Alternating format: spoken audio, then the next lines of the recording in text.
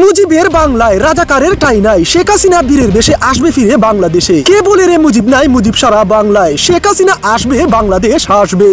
এবার এমন স্লোগানে ফের রাজশাহীতে পুলিশি প্রটোকলে স্মরণকালের বিশাল বিক্ষোভ মিছিল করেছে আওয়ামী লীগ ও ছাত্রলীগের নেতাকর্মীরা। এবার ইউনূস সরকারকে বুড়ো আঙ্গুল দেখিয়ে আবারও রাজশাহীতে নিজেদের দুঃসাহস দেখালো আওয়ামী লীগ। শুধু তাই নয়, খুদ পুলিশি সহায়তায় আওয়ামী লীগ ও ছাত্রলীগের নেতা কর্মীদের এমন বিশাল বিক্ষোভ মিছিলে ভীত হয়ে পড়েছে ইউনূস সরকার।